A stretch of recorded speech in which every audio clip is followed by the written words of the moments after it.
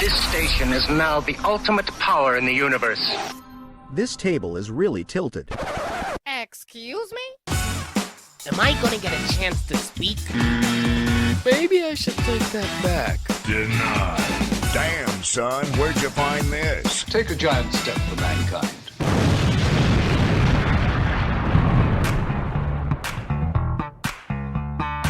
Welcome to the Tilted Table with your hosts, Sean and Joe.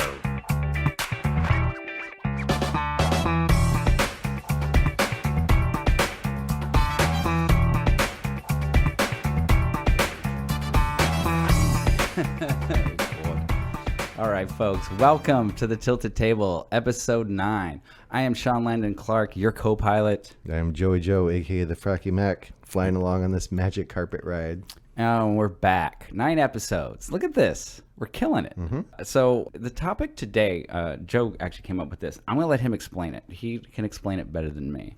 So my idea was, I wouldn't say that I'm the most techie person in the world, but I find that I've been on the cutting edge of the latest, greatest purchases, and I think it goes all the way back into the early 80s. And I didn't do this. I watched my dad, but it was, at that time it was, do you buy a Betamax video machine or a VHS video machine, right? Okay. That was the whole debate. And then it became handheld camcorders. Do you get the Mini 8 tape or do you do the actual full-size VHS tape so you don't have to have the converter? Okay. And then it was, the latest, greatest is Laserdisc technology, which was here for a hot minute and then gone. Yes. And so my idea was what certain, and I know we're on opposite ends of maybe what we do with our money spectrum here, but what are some crazy purchases that maybe you've been too far ahead of the curve on? And I guess my most recent one was a couple years ago. The people that help Cookie and I with like audio visual stuff were like, hey Joe, there's this brand new thing. Sony just came out with it. It's called 4K. And they're like, so what you got to do is, only Sony makes this 4K player, and you've got to have external hard drives that you buy, and you need to get a dedicated internet line for this thing. I'm like, man, it sounds great. Wait, hold up, man. Is this the latest version of Laserdisc technology? Like, am I going to love this for all about 2 weeks and then have completely gotten over my skis? And they're like, man, you don't have to worry about this. So I did. I bought all of the stuff. They wired all up. I'm super excited. The movie, Brad Pitt's movie, The Fury, the tank one from World War II. I saw that. Had just come out. It was one of like the very first 4K movie releases. Okay. And so again, I did all the thing, external hard drives, got a different internet line, just dedicated solely to this player. We get home from work and I was like, hey, let's fire up the new machine and let's watch the movie Fury. I've got to download it though. Oh yeah. Downloads took 3 hours for a movie. How long ago was this?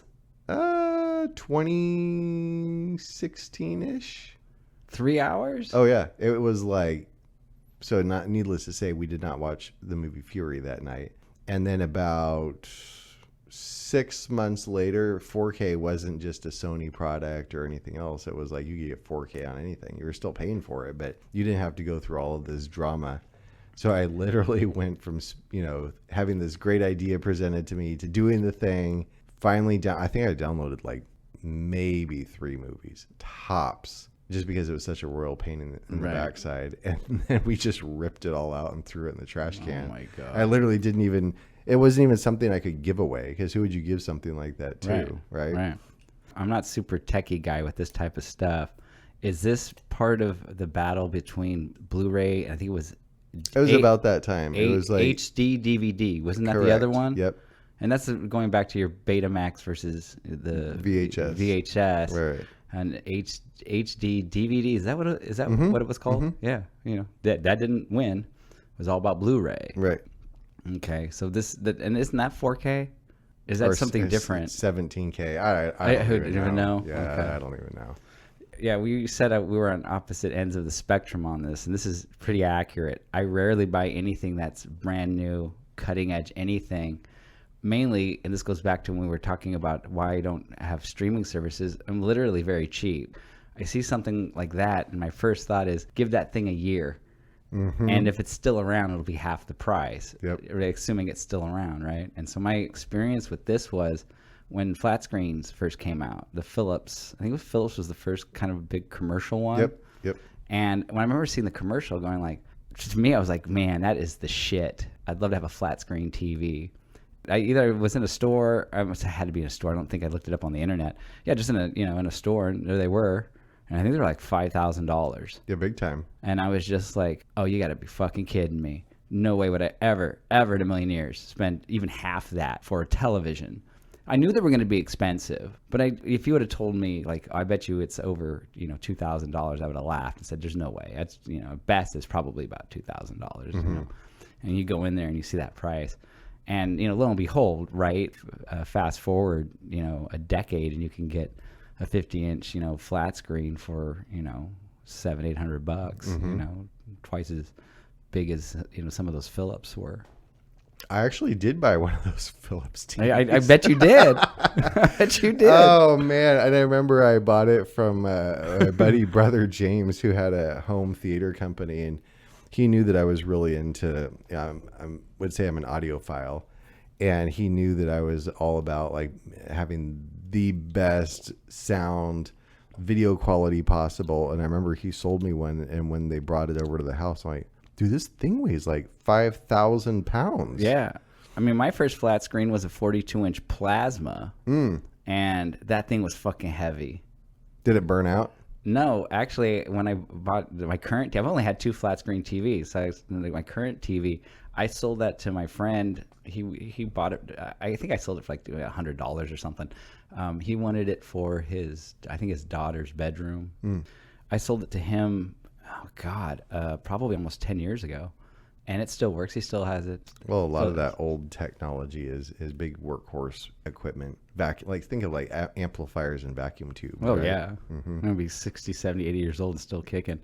I was told that plasma, and I think when I bought the plasma, it was what was the cycle? It was plasma, then it was LCD, and then LED. Correct. Yep. Right. So LCDs had been on the market for a while. I don't think if LED was available, it was super brand new if it was. Yes. So when I bought it, I didn't understand that. It was just a flat screen TV. It was the right price. I got it on sale.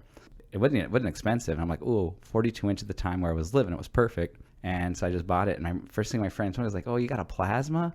And I'm like, yeah, I guess. Like, I didn't, flat screen was flat screen to me. Right. And he's like, oh, yeah, man. And he started telling me all these problems that you have plasma and they go out. I had it for, 7 years. I never had a problem with it. And it's still kicking over at my friend Dustin's house. That's wild. Well, another piece of technology that it wasn't obsolete right out of the box. I bought right when the very first iPod came out. And it was the one that had the mechanical wheel, like that actually you moved the wheel and you could hear like the clicking sound. And it was like carrying around a pack of cigarettes in your pocket. I bought that, I think it was the week it came out. And I was straight out of college and I was working at a strip mall finance company. It was flipping awful, man. I hated that job. I've been a punctual person. I'm very timely. I would get there 15 minutes early and I would just sit in my car listening to gangster rap in the parking lot until it was 5 minutes until my start shift. Okay, Michael Bolton. Yeah.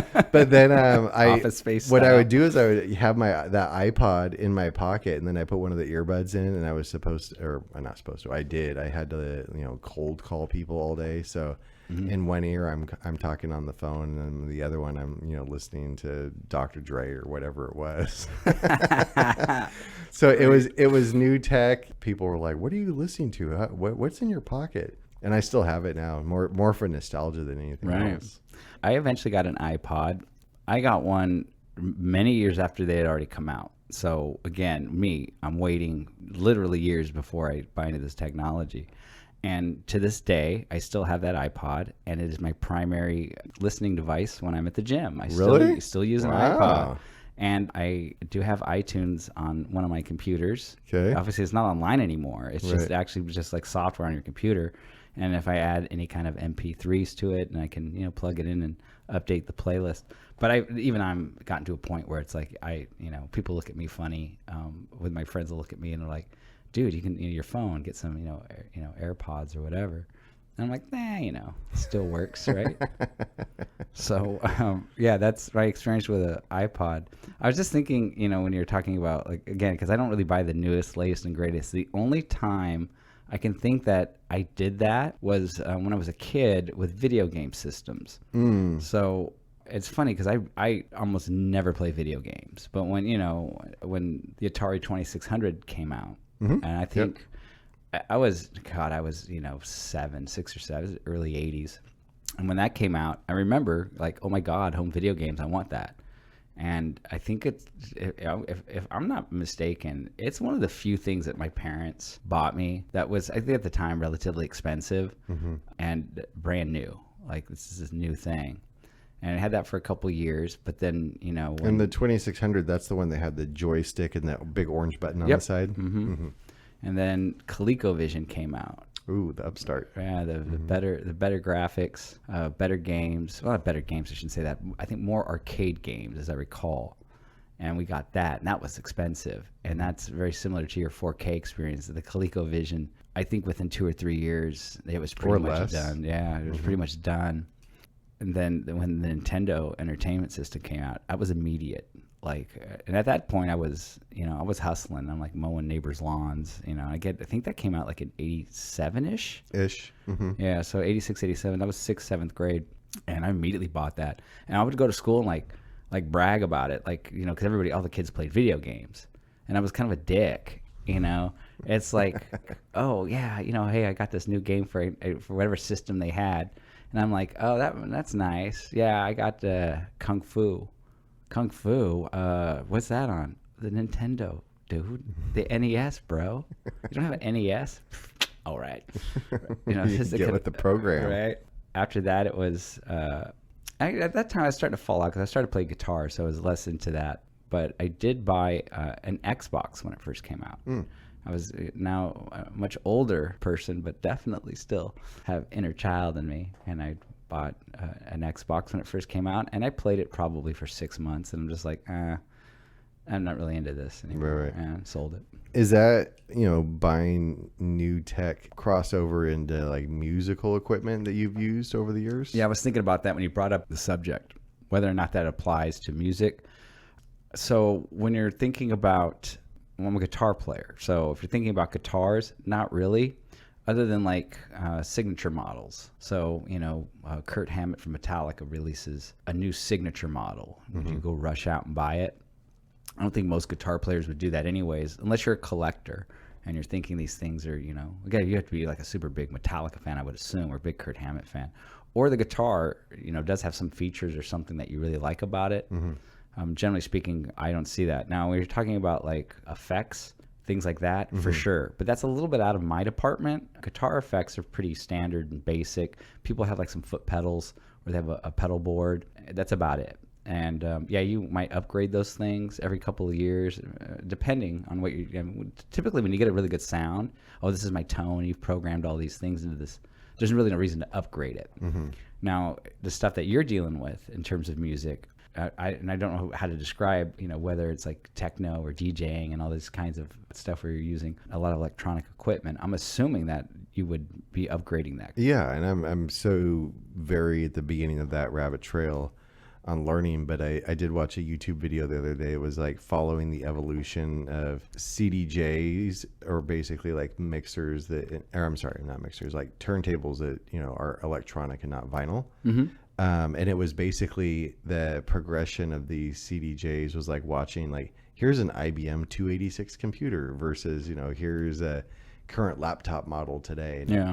And I didn't realize that there's been that much technology that's been developed, over the last 20 years. Well, it makes sense now you're saying that a lot of bands, especially professional bands, they're using all kinds of computers and laptops. So that stuff would have to be constantly kind of, at least looked at, like the new greatest thing just came out and like, oh, I got to get that and mess with it. And I'm sure with recording, it's identical, right? So the standard recording equipment is Pro Tools. Right. So I'm assuming that like, they have the updates every, so often that, yeah, you have to get all those, the newest updates, and people are probably scrambling, like, oh, I had this new thing or this new feature. A lot of them, they call plugins, with recording. So it's like, get this, new thing that has all these new plugins.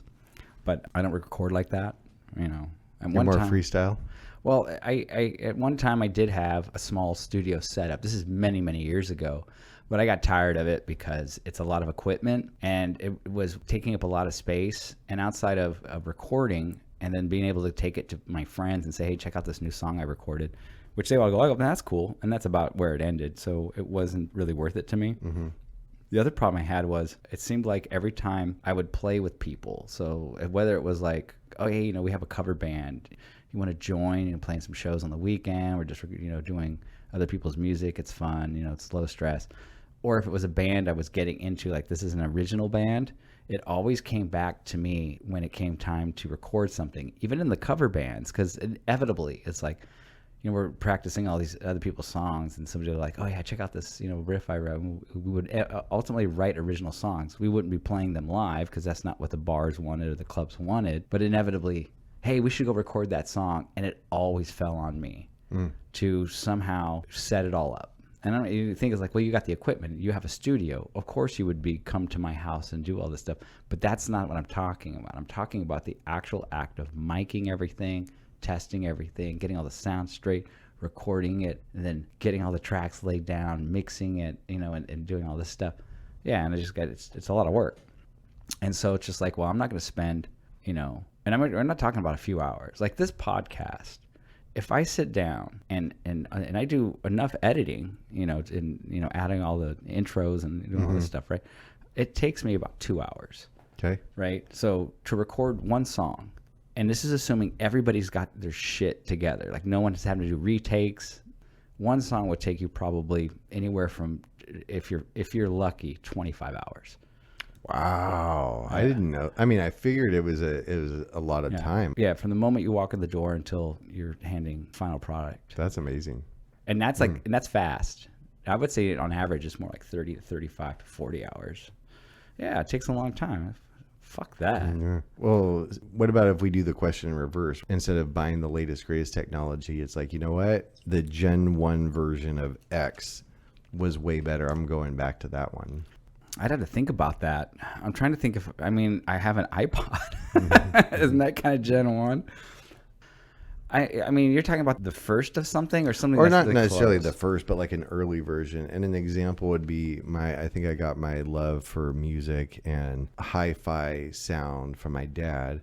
And my dad has gotten really big into, or gotten back into vacuum tube amplifiers from like Onkyo and Pioneer, but back into like the early 70s. Yeah, but the reason you want those amps is because they are in a lot of ways way better than modern. Oh, well, that's why. That's what brought up the question is what are some things you could do in reverse? Because my old man has like the latest, greatest digital, and he's like, it doesn't even hold a candle to the amount of power or the cleanness of the sound and whatnot that the older units are. Well, I would definitely say that, and I'm just going off the top of my head, the first thing that comes to mind is going back to when I bought an Xbox or playing video games. Like, I think as I get older, I think that things like the Nintendo Entertainment System and those kinds of old school games, like 8-bit games, I think that they're way better than modern games. So that's one thing that I would think about. Like if I ever said I really want to get back into playing video game, I would, you know, screw all same. this. I'm a basic person when it comes to that deal. I want an A button and a B button, left, right, up, down. I don't need like 47 controllers on each of my hands. Like, right. Yeah. So I think that if I was thinking about going back into some old school, I would do that. I guess maybe amps too. I would consider something like that. But again, I think everybody's different. I have a really great amp and I love my setup. I wouldn't trade it out for an old amp or a new amp just because, you know, I like what I have and I think it sounds great. And it's exactly what I need. So that would be the only thing that I could think of right off the top of my head would be video games. I would definitely go back and grab some old games. Well, it's kind of another one completely different, but is like a lawnmower.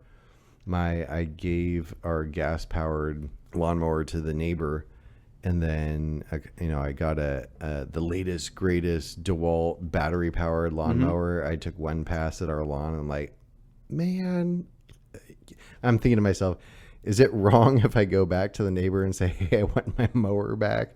But then what am I going to do with this new, latest, greatest battery-powered mower? But is it The old is better. Well, I guess the question is I don't have a lawnmower, but does it just not work well?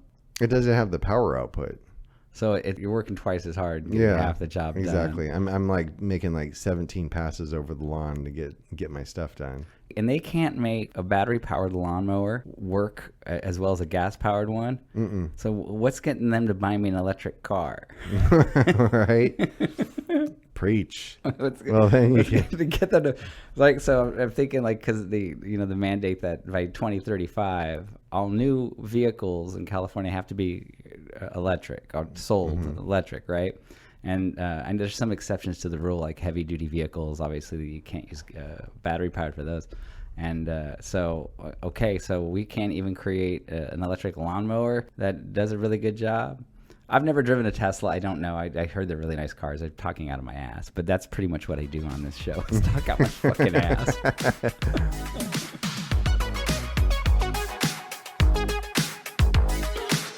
Ladies and gentlemen, may I have your attention, please? Leave a like on the video. I know you're enjoying this. Can you shut up? The internet's answer to a question that was never asked. The Tilted Table with Sean and Joe.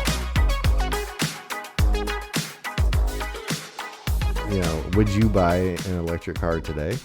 No, no way. Yeah, no way. And mainly because going back to the topic of this show, it's still too new. They're expensive, and I think they're fraught with problems. It doesn't seem like they really quite got it down yet.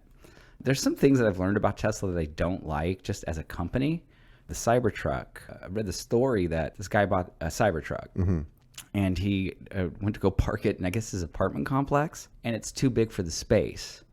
So he can't fit it, it goes way over the lines. Okay. The apartment complex itself, I think it's in the Bay Area, you have to pay for your parking space in your building. So it's like an extra $500 a month or whatever it is. And he can't have this, it doesn't work. He can't park it in his space because it doesn't fit. And the other two spaces, if they were even available, I guess he could technically, rent those spaces as well. But of course, everybody has a space. Those spaces are already taken. So he has nowhere to park his truck. So he tries to take it back, saying I don't want this thing. And there's rules about returning it. So there's a $50,000 penalty if you sell it or try to return it within a year. Oh, so what do you do?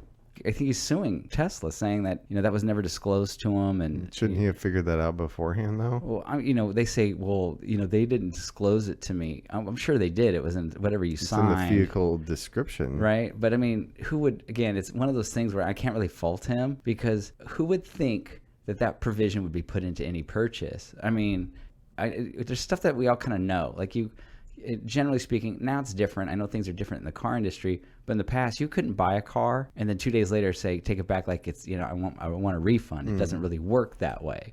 That's just common sense, and I say this personally because any of the cars Cookie and I bought over the years, I've actually each time gotten blue masking tape in the garage and masked, measured, because we have an older home with a small 2-car garage, and we put 2 cars in there. So I need to make sure that, one car goes in against the wall and I can pull the other one in and actually open the door and get out. Sure. So I have, if I was the dude in the Cybertruck in an apartment complex, that's the first thing I would have done. And I know because I've done it before. You're 100% correct. He should have checked this long before he bought the thing. He should read whatever kind of rules that come with it. Like I said, but I don't really fault him for the rule, because no one would think that would be a rule written into buying a vehicle. Beyond that, even if someone said that to you, I would be is it that even legal? It's not about just returning it to you, folks. The idea is if he sold it to another private party, he would be fined.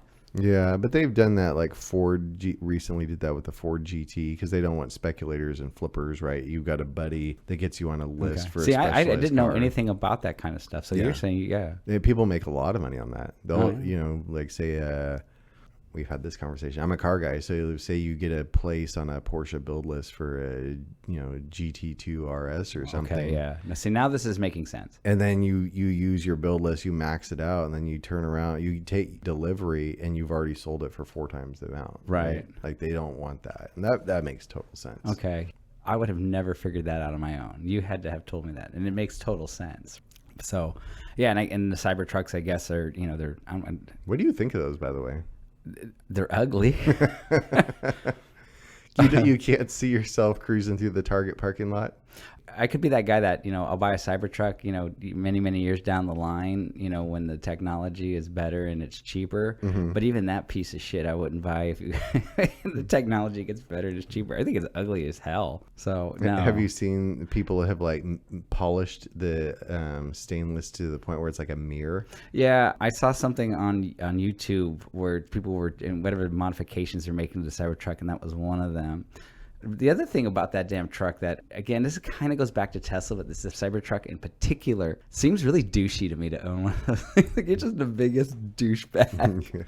There's a couple in town, and there's a black one. There's a couple silver ones. I think the one advertisement I like is where it was a Cybertruck that was at a drag strip racing a Porsche.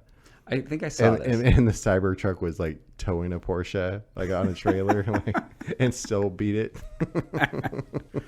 I mean, is that something that you'd buy? No, that's totally impractical. I can't say I don't like how it looks. I think it's just so different that it's kind of shocking. Mm-hmm. It goes back to the idea that I just don't have a lot of faith in electric vehicles. Yeah, no. And then there's the issue with the Cybertruck being not just an electric vehicle, it's a new electric vehicle, which makes me even more skeptical. Mm-hmm. And I know a lot of these things that happen, I'll go back to the DeLorean, that when those cars first came out, they were hot, they were unique looking, people were all into them. It wasn't a Ford or a Chevy, so it's just a completely like kind of independent company. Right. And I think they sort of position themselves as being like this, unique, forward-thinking, ahead-of-the-curve car company. In reality, those cars are poorly built. Yes, and garbage. They're garbage.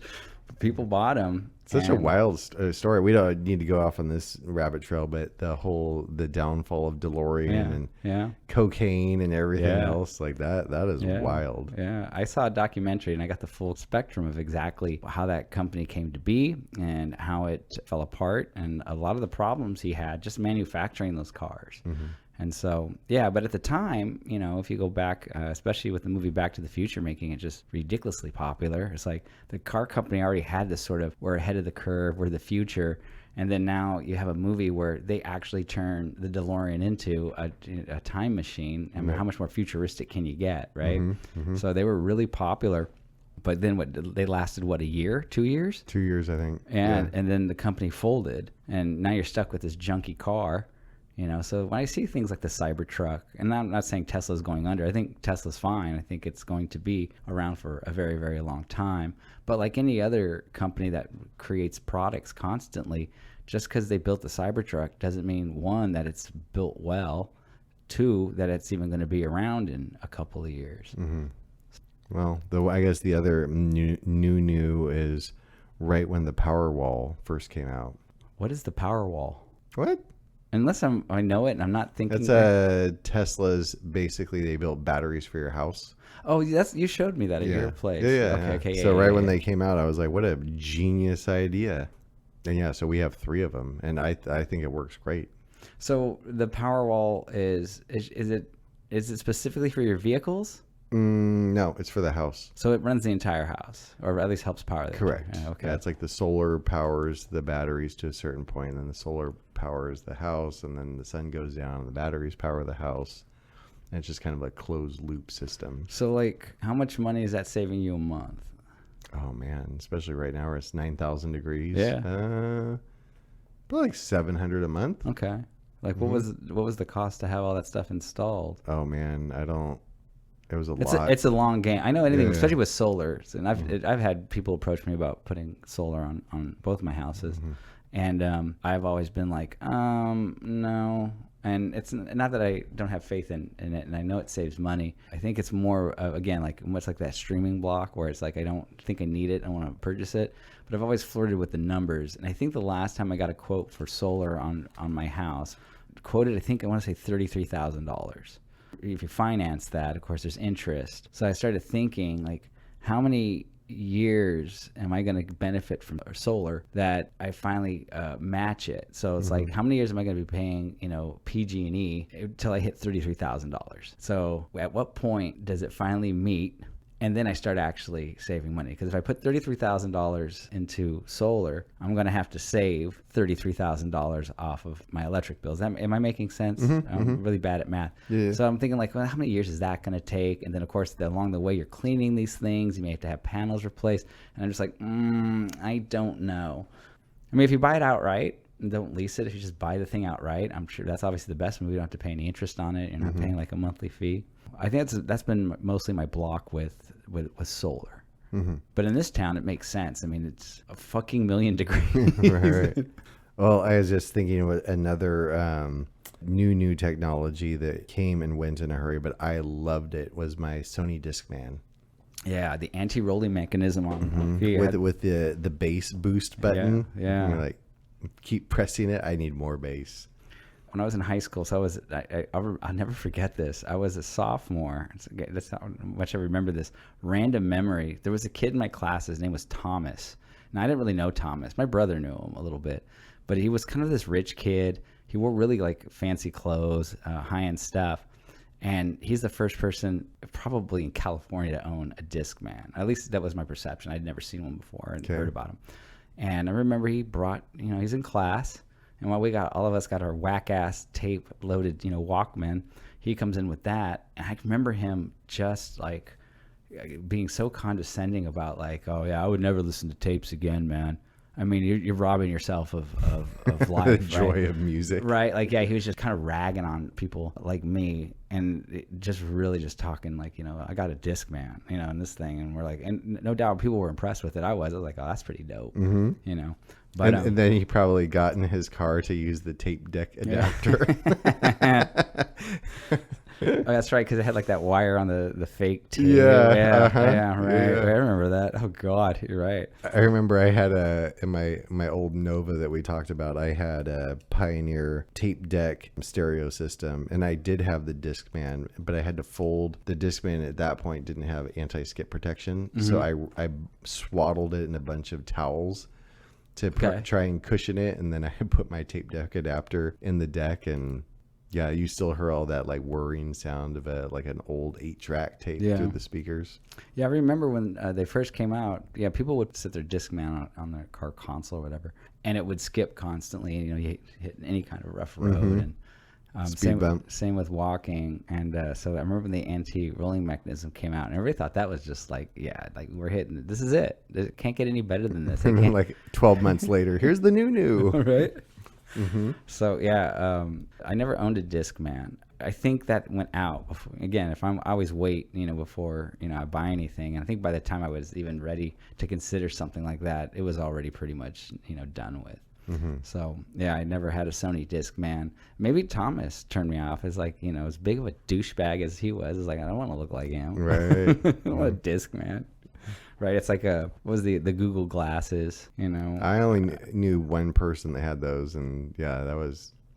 I think it was a little bit ahead of its time because like some of the early virtual reality headsets, they bombed, and so. But now, what's the popular one? Oculus. Oculus. I wanted to say Odyssey.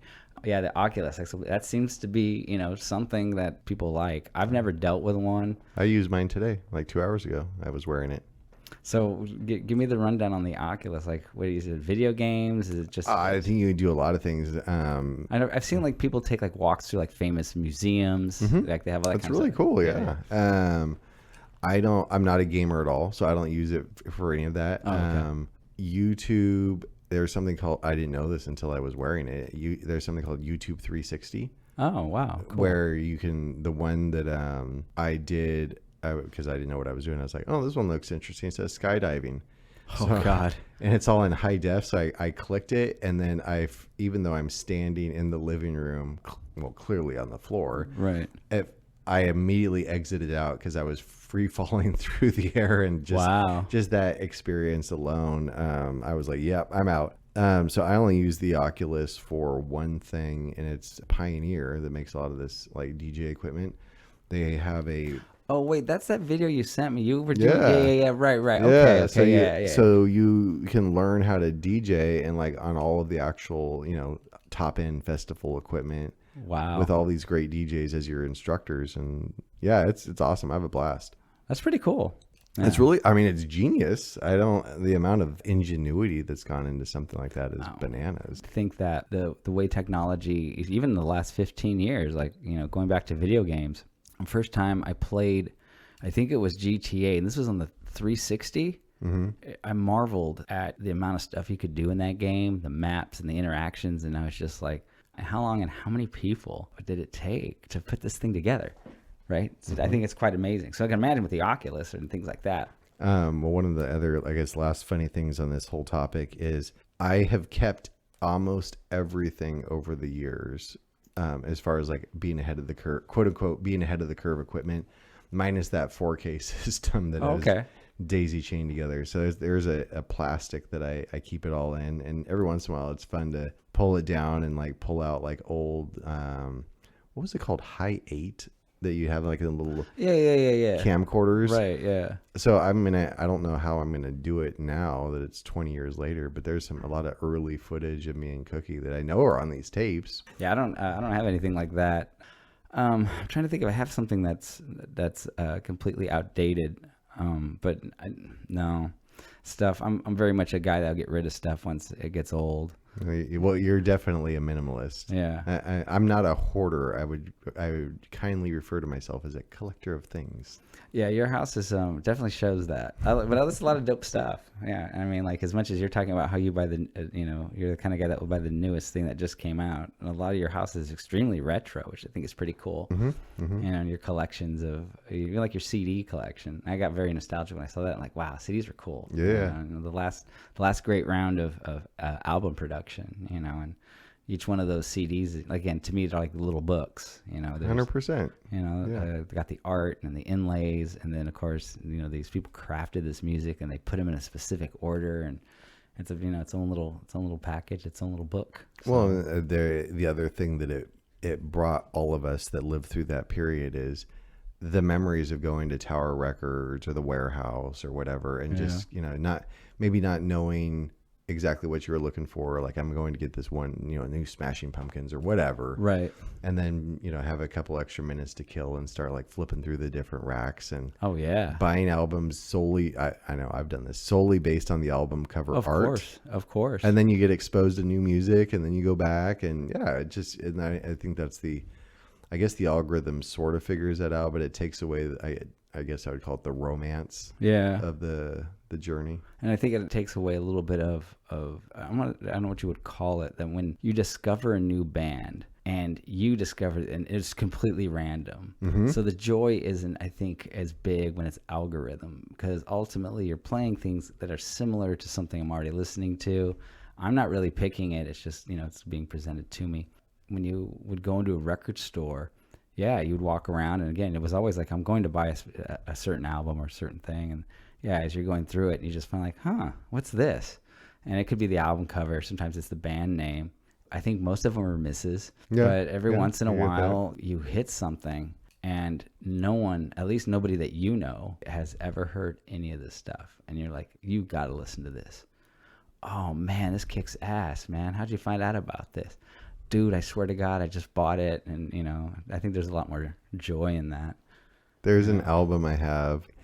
I didn't even know. I bought the album based on the cover art. It was a picture of a space shuttle in outer space, kind of just on its back with the crane bay windows open and whatnot. And you can see the Earth in the background. And the band's name was Cirrus, like the cloud. Right. And it was in the electronica section. And I listened to it and I'm like, oh man, this is great music. Mm-hmm. What I didn't realize is it was actually a full band. Oh, wow. Guitars, drummer, bassist. Super cool. That even if I played it for you right now, you'd be like, wait, hold up. What? These are people that are playing? And I never would have found Cirrus, and I actually saw him in person once back in Virginia. But I never would have had that experience if it hadn't been for, searching through those racks of music. Yeah, there's been a number of bands that I've discovered through that process. One in particular, a band called Shotgun Messiah. And that's a great name. Yeah, that's why I bought it. The album was called Violent New Breed, and that's a cool name for an album. The cover was just these two guys, very industrial looking. I'm not a super big fan of industrial, but a big fan of Filter. I said, I'm going to check this out, and I bought it. The fact that it didn't blow up and go anywhere just blows my mind. It just never, again, it's record companies. They didn't get whatever they needed. But the funny part is, it was later I found out why it didn't blow up, right? So at the time, I'm like, how is this not like just a big album? Right. I eventually find the album before Violent New Breed. It's called Second Coming. Okay. Again, this is kind of before the internet, so it's not like you just look this stuff up. And the cover is four guys standing in the desert, and they look like your straight up LA style hard rock band. Like leather pants, like all that. Yeah, guys shirt off, long hair, holding a cigarette. Mostly more early 90s, not straight boofed out hair and crazy makeup. Not like that. This is the early 90s when people kind of torn themselves down. And I'm just going like, there's no way that that's an industrial album. So these guys go from a straight rock band to an industrial band? So I bought it. This album, Second Coming, kicks major ass, right? Okay. It's probably one of the best LA style hard rock albums put out. It was great. So I'm realizing, well, I get why Violent New Breed never sold, is because Shotgun Messiah completely alienated. I mean, they made a drastic switch, and that's a career ender for the most part. And that was kind of an experience for me, because not only did I find an album that I really, really liked, I found the album before that, which I really, really liked. And they're vastly two different styles, completely, right? Well, so that's my odd story about, I dig it, man. Yeah, with music purchasing for sure.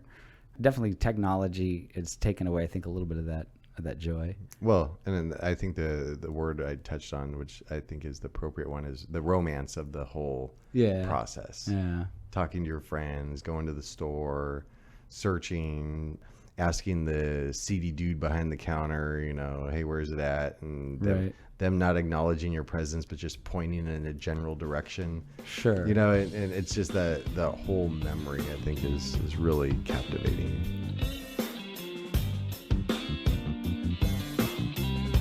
I have an important announcement for you, so stay tuned. Yo, that's some next level shit, bruh. So you got me. Big deal. The internet's answer to a question no one asked. The Tilted Table with Sean and Joe. Folks, I want to thank you so much for tuning in to the Tilted Table. Good discussion. That was super fun. Had a blast, man. Yeah, technology. One of my favorites. New technology isn't always what it's cracked up to be. Go old school, right? Always. Folks, I am Sean Landon Clark, your co-pilot. I'm Joey Joe, the Fracky Mac, and we're taking off. See ya.